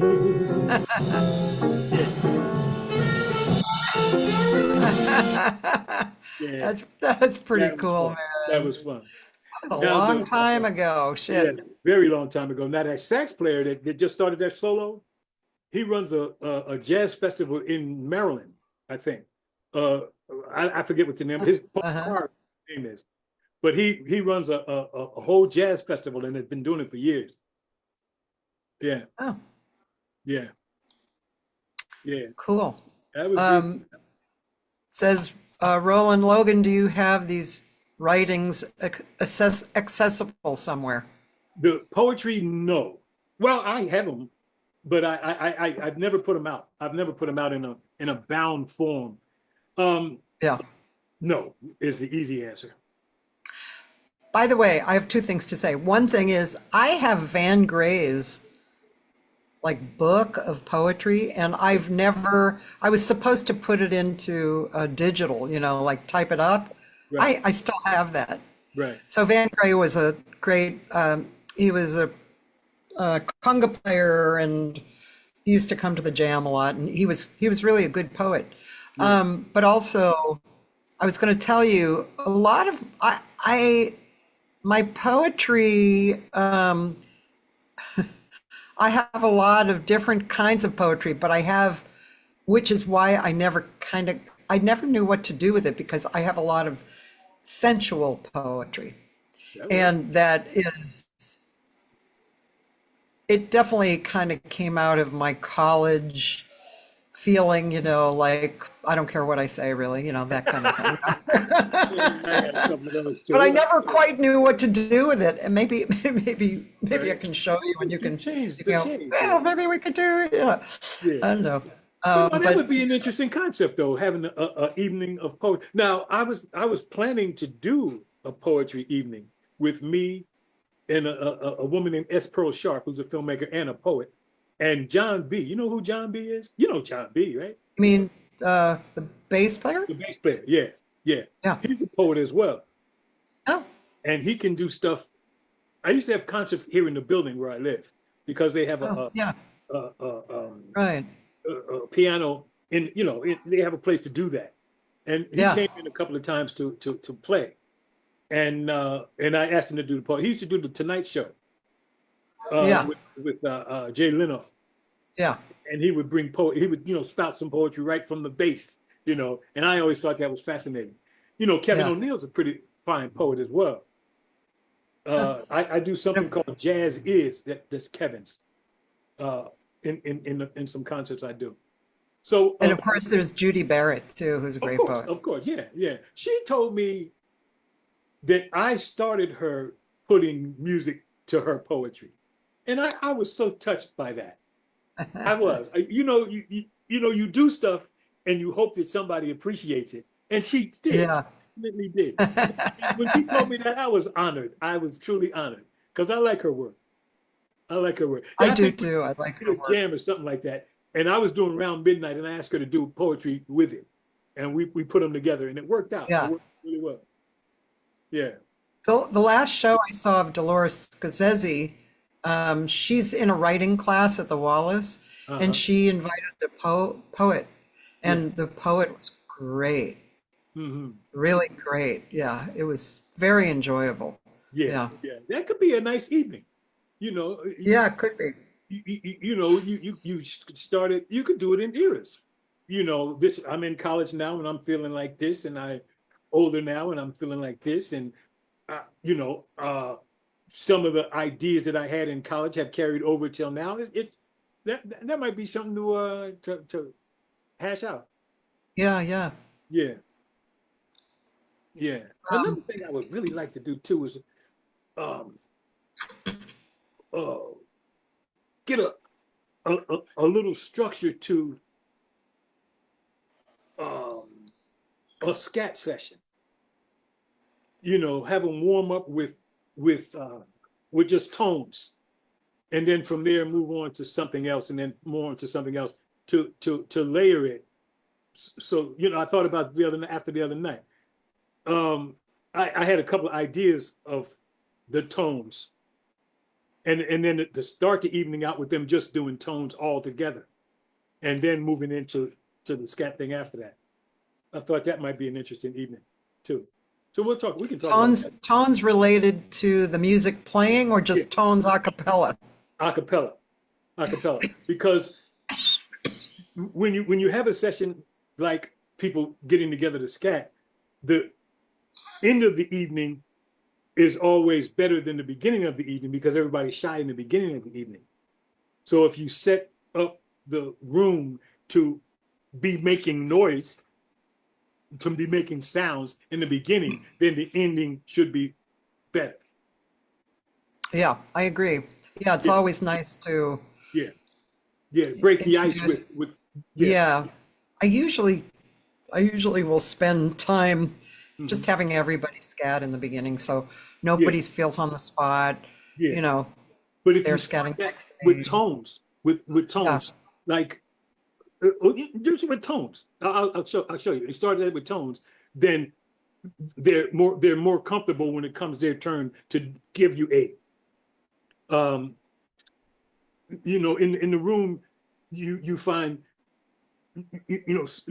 some people that only record, and some people that sing at jam sessions. And the ones that sing at jam sessions the volume is different from the ones that just record. So like that. Oh, another thing I forgot to mention too. I taught an after school program, Inside Out Community Arts. I did that for almost 20 years. And the idea of it was to teach children life lessons and disguise it as theater. So you would teach them conflict resolution. You would teach them, why art is important, how to get along with each other, how, you would have maybe, I don't know, 20, 22, 23 different lessons in that many weeks. And then we would go up to Malibu camping for 3 days. And in that 3-day period, they would write a play of their own choosing. And we would direct that play for them. And then they come down the mountain and put that play on for their family and friends. Yeah, I did that a very, very long time.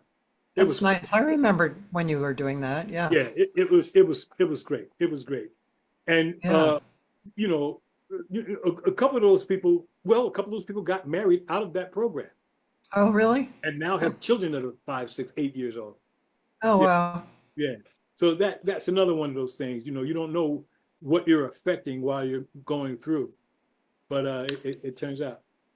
I love that idea. That's really great. That's Yeah. a really solid idea that comes out of contemplating that stuff, but it actually solidifies into like something, Yeah. that actually, I love that idea. That's a really good idea. Jonathan Eichner and Camille, Oh, what happened to that? Why it's still is that something that you could, that program's still on? Well, it phased into another program.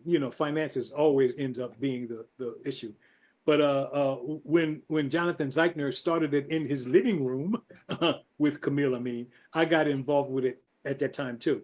I was on the Warner Brothers lot with Academy of Black Screenwriters or something like that. And he came in to recruit some people for the Inside Out organization. And I was one of the only ones that took him up on it and ended up staying for 20 years. It was it was great. It was great. Once a week we go into the school systems and teach these guys a lesson. And then at the end of the 30 sessions or whatever it was, it would be 3 separate schools that were doing the same thing at the same time. But then all of us would go to camp together. So these kids at one elementary school would meet some other, or junior high school, would meet another group of students from another school and another group of students from a third school. And then all of them would be there together, sharing their plays with each other. And then they would come back and have a big night over at USC or something that large to showcase those plays. It was cool. It was very cool. That's great. That sounds like a thing that, again, a grant would pay for, Yeah. to go around to all kinds of schools and nationwide. Yes. It's really a great idea. Yeah.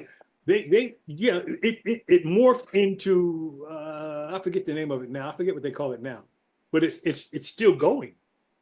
Huh? It's still going after 25 years. It's still going. Yeah. And it's called, it was called Inside Out, but no Yeah, longer, it's called right? Inside Out Community Arts. Yep. Inside Out Mhm. Community Art. Is the same guy running it? No, he's in Hawaii now. As a matter of fact, he gave up. And do you know what it's called now or no? No, I don't actually. Something Arts. I forget. It merged with Huh. another program that had more funding. That's basically what it boiled down to. Yeah. A Yeah, lot- I've been looking at a grant that people like me and you Yeah. can get Yeah. money to perform their music yeah, on the road, and you have to get the gigs, but they will give you the money yeah.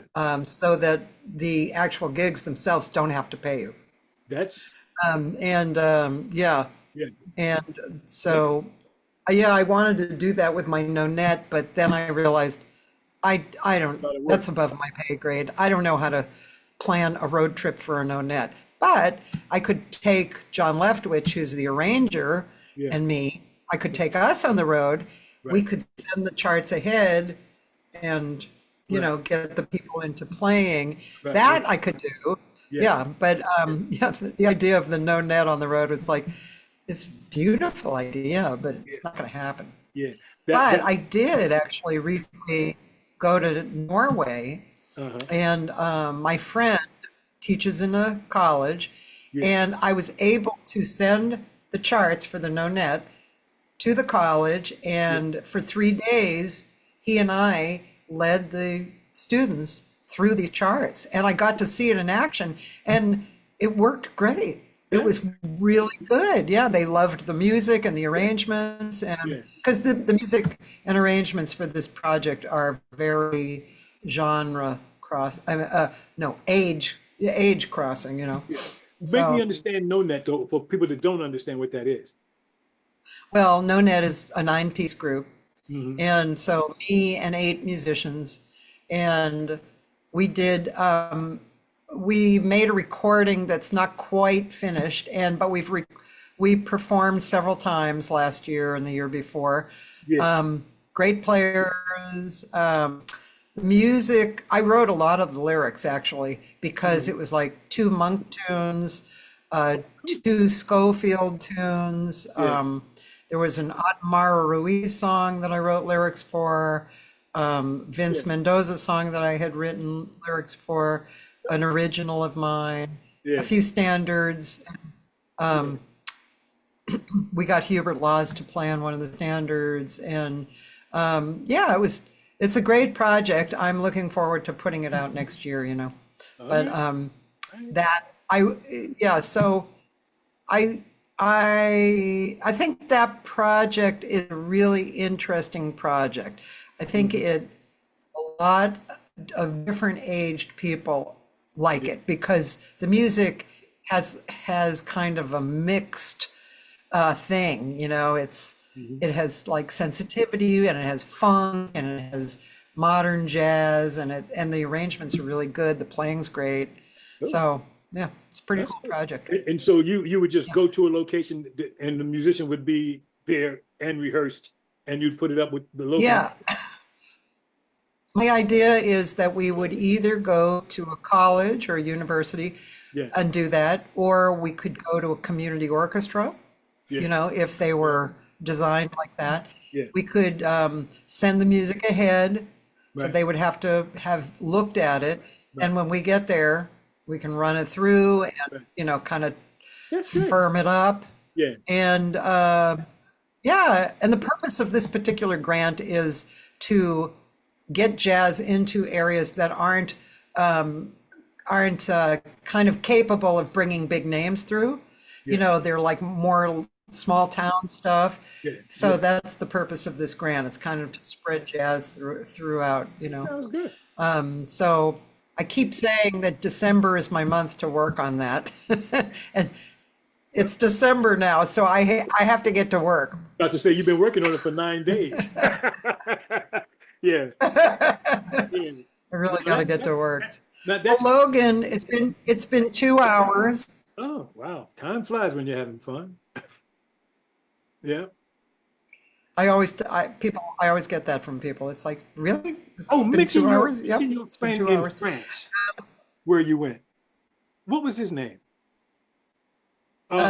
Which friend? You mean He- Vinks or? Vinks.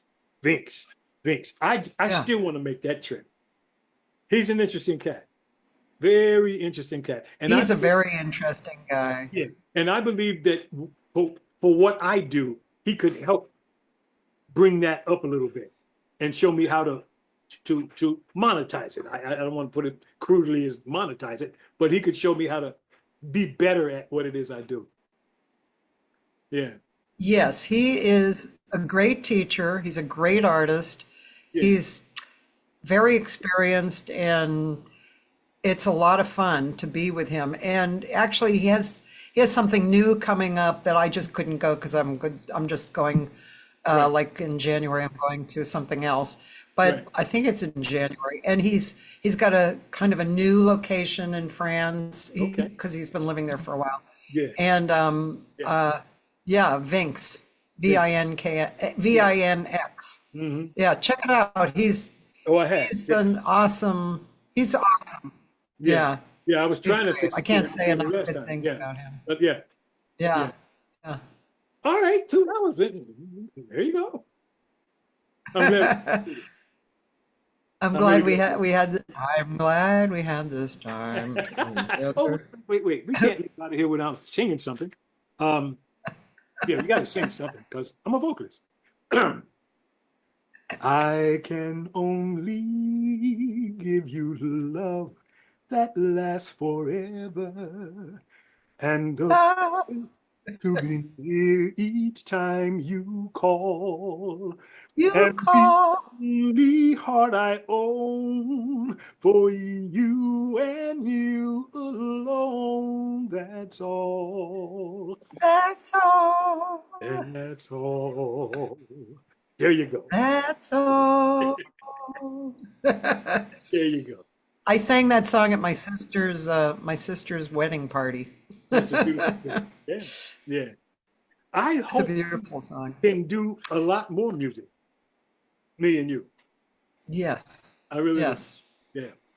I really do. yes. It's You know. amazing that you can live in this town and be friends with people Yeah. and just not see them for a long time. Yeah. You've got people in your Rolodex that I want to do music with. I was watching one of your Noontime, Bevan Manson. That cat. I want to work with him. He Yeah, writes some nice stuff. he's amazing. He writes some nice stuff. Yep. I think we would complement each other Yeah, well. Yeah. And Miss Ray, yeah. I still want to work with He's her. an interesting person. Yeah. All right. It's Ray. All right. Let's see. I'm just going to tell people that next week is a little unusual because Monday I have an up and coming singer named Alyssa Allgood. She lives on the East Coast. And then Tuesday late afternoon, 4 to 6, I'm interviewing a really great musician, pianist from Australia. I decided to give people from Australia a break, not make them wake up at like 5 in the morning to do the show. Right. So we're doing it 4 to 6 on Tuesday, December 17th.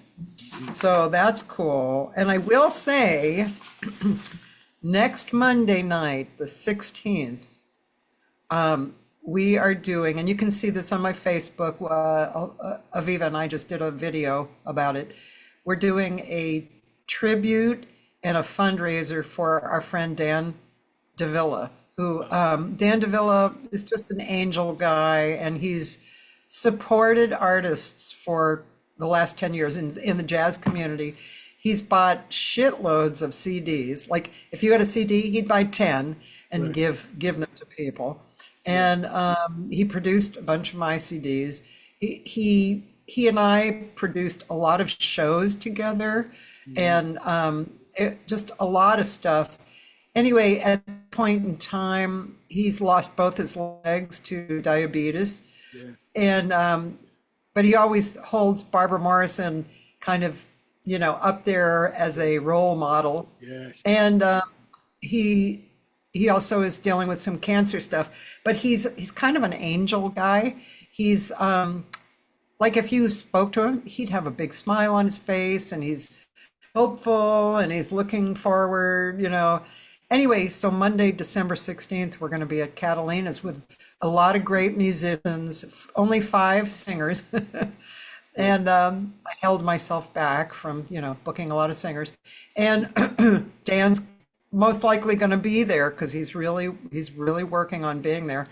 And it's going to be really nice, and it's going to contribute to somebody who's really given a lot to our community. That's the 16th? Yeah, the 16th. Okay. So anyway, if you can come, if all you guys listening can come, it would be very well appreciated. All right. And you'll have a great time because it's going to be a great show. Mhm. So that's all I have to say. Well, I should say the 600th Noontime Hang is coming up. And of all days, December 30th. It's great, right? The end of the year. And all these people who have been on the show have been invited to come on and answer a few questions. And, I'm going to be balancing time out, like if you came on, I don't want to rush people, but I don't really want them to go on and on and on. So I've provided these 3 questions, and so everybody will come on, answer the 3 questions, and then move on to the next person. Yeah, cool. So that's December 30th at 12. All right. I got to write stuff down or I won't remember it. Hey, me too. I have a big list. There you go. All right. All right, Logan Johnson. Thank you. Thanks for being on. No, thank you. I was going to say, is Charlotte Pope still singing? But I know she is. I know she is. Oh yeah, she is. She every now and then you see her actually pop up with a show, right, Charlotte?